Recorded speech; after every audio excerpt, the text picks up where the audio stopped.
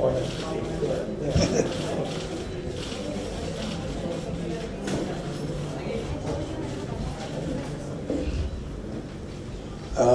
think for me personally, there are 2 points. The first, of course, is what we have already mentioned, is that this seems to be a very clear-cut case of somebody's private property and him willing it to someone that he wills, that he wants to. And what right does anybody else have to interfere in that, is what I'm a little bit amazed to understand. Now you have a gentleman who had a passion for the arts, who was the driving force behind the development and the creation and the development of the NCPA. He decided to will whatever was his property, legally is his property, I think that is fairly undisputed, to the NCPA. And I'm at a loss of how any other person can actually try and interfere in that. And at the same time, I think there's also something else that we need to keep in mind, and that is any civilization is judged by the development of its science and its arts. Our sciences, in India, we have a lot of support. Unfortunately, our arts do not. And the few institutions in India that are doing well are unfortunately ones that have been privately built, privately funded, privately run. NCPA is one of them. Now, why is this energy going into trying to create a museum for somebody 48 years or whatever after he's dead, in a place which apparently he didn't actually live in, which is dead at the cost of an institution which is alive and functioning and contributing to the arts? So I think somewhere down the line, just all sense of values and things have been lost.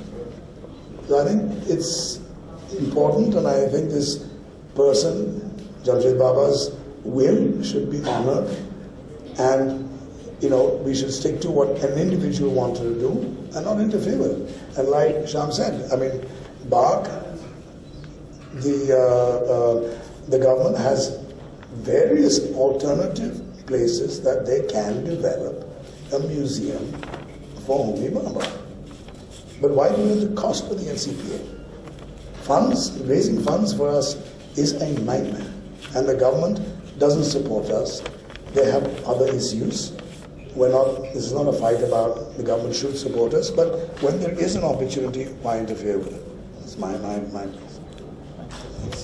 Dalip, you come here? Yeah.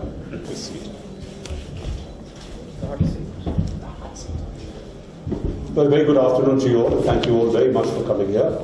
I really just would like to endorse what Mr. Dukuna and Mr. Shyam Benegal and Mr. Padamsee, I'm sure, and Mr. Dharkar have said, that I feel that this place where Mr. Jamshed Bhabha lived, and as everybody has mentioned, it's clearly mentioned in his will that it should go to proceeds, or it should be contribute to the NCPA. I mean, I think it's an open and shut case, really. I mean, I don't see really how his will and wishes can be denied in any form. So I completely endorse the fact that it's the NCPA that deserves the benefits from this place, and I completely support that. So that's really all I have to add to today's conversation. Thank you very much.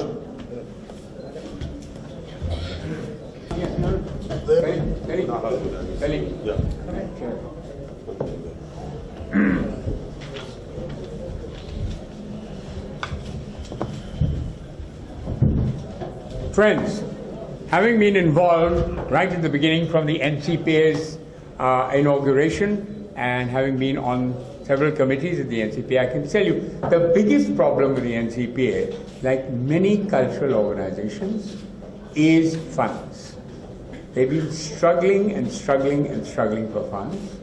And what has happened now, that Jamshed Bhabha, in his wisdom, realized that, and therefore he said, the one thing that I have to bequeath to NCPA, which he founded, by the way, Jamshed Bhabha founded the NCPA, is the house I live in, which belonged wholly and solely to him after his brother's death and his wife's death. And so it's very clear, as everyone has said, legally there's no problem. But emotionally, when I think of Homi Bhabha, by the way, whom I met personally when we were doing the Bombay Arts Festival, the first arts festival ever held in Bombay was in 1965. And I met Homi Bhabha, and he very kindly offered to the committee the use of the TIFR, Tata Institute of Fundamental Research, in Upper Kulaba. And he was very involved with the arts, not just with painting. He had a fantastic collection that he had acquired over the years, whether it was Hussain or Raza or all the greatest painters of India.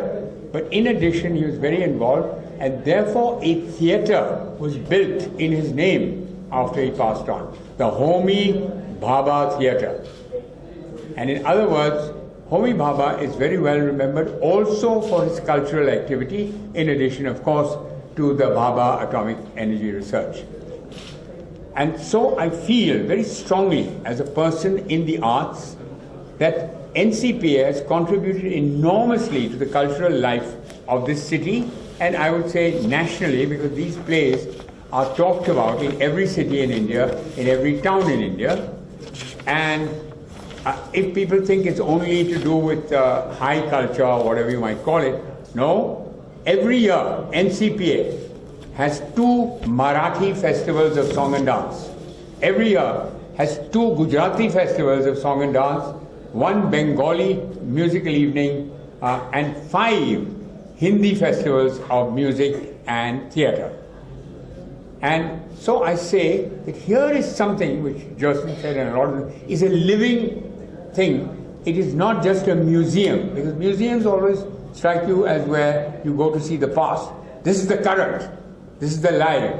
And lots of experimental work is being done. Don't forget, they have 5 theatres. People, not everyone knows that. NCPA has to run the Tata Theatre, the Jamshed Bhabha Theatre, which is mainly meant for big shows, opera and grand shows that come from abroad. Then they have the Experimental Theatre, which is the lifeblood of young theatre, together with Prithvi Theatre in Bombay. Little young blood. Little theatre. Young blood. Huh? Little theatre. And also I'm coming. And the 5th one is the Little Theatre, where we have lectures and demonstrations and very interesting stuff. So the whole cultural life of Bombay is alive. And as Nehru had said, after we fill the stomachs of our people, let's not forget the minds. And the minds and the hearts of people come through their cultural aspirations. And so I think it's very fitting that the NCPA, which was left this premises, is auctioned, and the money goes to support a living, daily performing arts theatre, or you might say institution, which is helping a lot of people.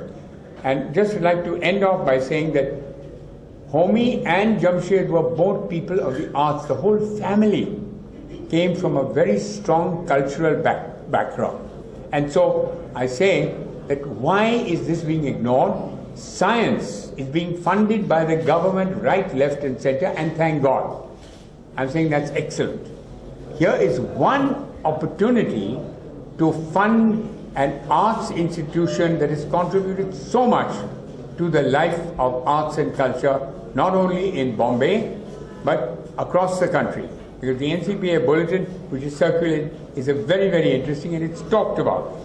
So I say this is our chance to put NCPA on the right foot, to give it a corpus. Yes, this is the bulletin, which is circulated every month, not only in Bombay, but all over India and abroad, which says, yes, India is alive when it comes to culture.